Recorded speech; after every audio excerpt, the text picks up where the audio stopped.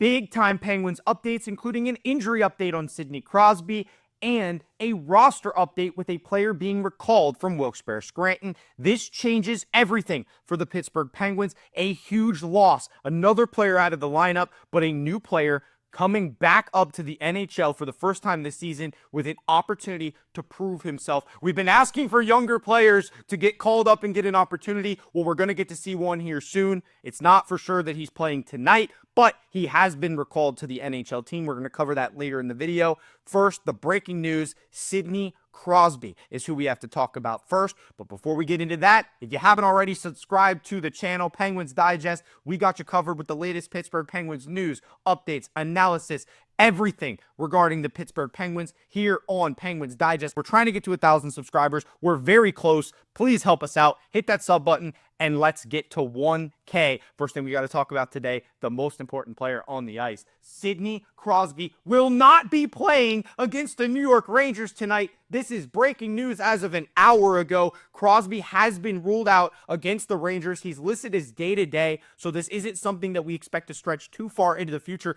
But Canadian fans, hold your breath, because this could affect the Four Nations face-off that starts in just 5 days. So Captain Crosby, Captain Canada, might not be available for the start of the Four Nations face-off. We don't know that for sure yet, but we do know Sidney Crosby is out tonight against the Rangers. We do have the update that was posted, like I said, not even an hour ago.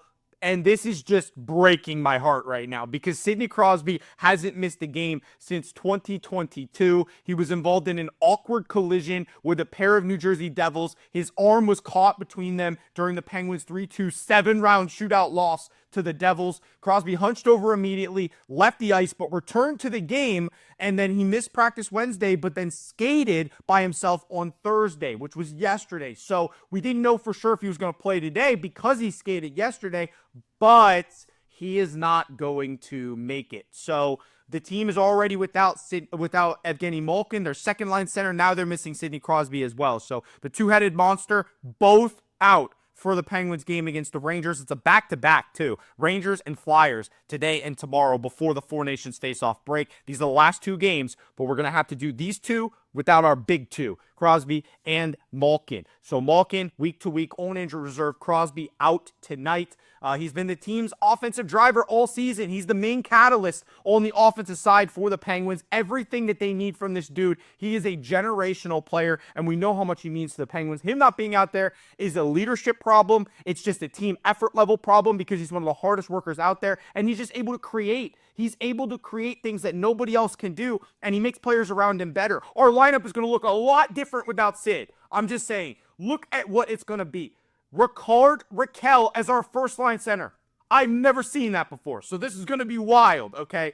Depth scoring has been an issue. Crosby's line with Rakell and Rust has been ridiculous all season, but now Rakell's got to slide over to center, and because there's no timetable officially for Crosby's return, we're taking this day by day, according to Mike Sullivan.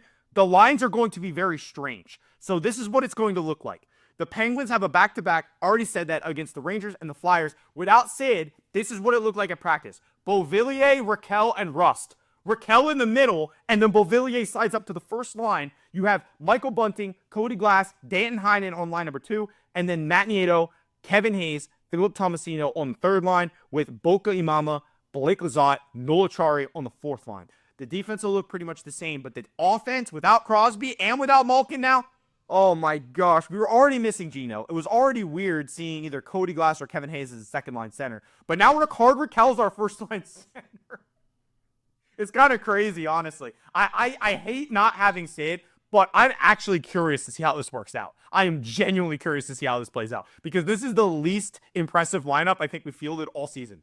Seriously. Without our stars, our lineup is very underwhelming. So I am just curious beyond belief. If it was a serious injury for Sid, I wouldn't be laughing right now. We know it's not serious, but this lineup is hilarious, I will say. This lineup right here is easily the least intimidating lineup the Penguins have fielded. That's just truth. So now we get to talk about roster updates, because I gave you guys the bad news first. I gave you the bad news first. I'm going to give you the good news second, because I don't want you to go through the rest of your day with bad news. So Crosby might not be playing. That's terrible. I'm very upset about it. Canada's upset about it. All of us Penguins fans are upset about it. But I'm going to give you good news to wash it all away. Emil Bemstrom was recalled from the AHL. We're finally going to get a look at one of these young players that has dominated for the baby Penguins all season long. Emil Bemstrom, the leading scorer down there at the AHL. He has NHL experience. He's got an opportunity before. It wasn't a full stretch of games that he got to play for the Penguins, but he has made appearances in the NHL before. We know that he's a capable player. He's never actually had that much production at the NHL level, but that's why he's still technically a prospect. He's recalled from Wilkes Barre. He's going to take the place of Jesse Puljujarvi. Yes, he was sent down to the AHL after a underwhelming stint with the Penguins. It was like his third stint this season where he was called up and set back down. He cleared waivers earlier in the year, but Bemstrom is going to get the opportunity with Crosby out, with Malkin out. It's just starting to get a little bit overwhelming, especially with trading guys away. Heinen filled right in for O'Connor, and that wasn't really a problem. But now that we're missing all of these guys up the middle, you move Raquel over to the center position, and then you have a wing spot open up.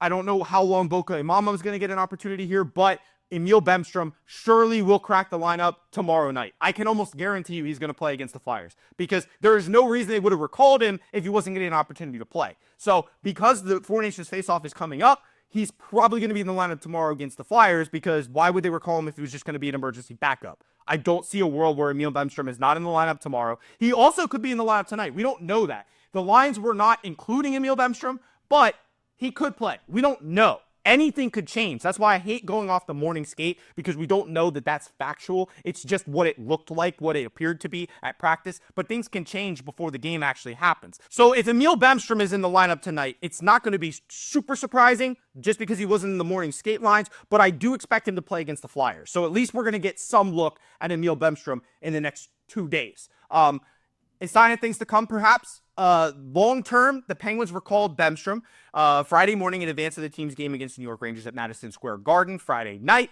And obviously, Bemstrom, 25 years old, has been an offensive force for Wilkes Barre Scranton. The same thing we say about Crosby for the NHL team. He has been that for Wilkes Barre.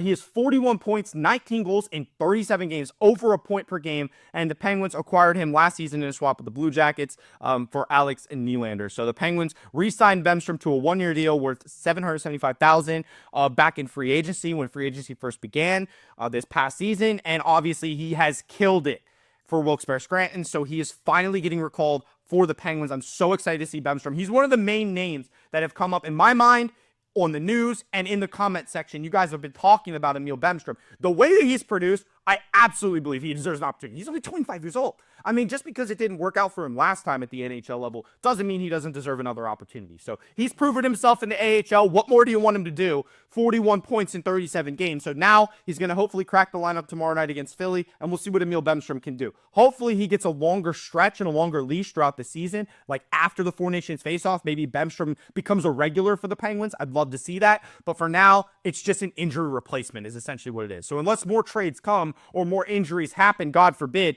Emil Bemstrom is going to have to be an everyday player for the Pittsburgh Penguins at that point. But thank you guys for watching this episode of Penguins Digest. Crosby is out. Bemstrom is in for the Pittsburgh Penguins. We got the Rangers tonight and the Flyers tomorrow. We'll have another video for you guys tomorrow here on Penguins Digest. Subscribe to the channel. Help us get to 1,000 subscribers. And we'll see you on the next episode here on Penguins Digest.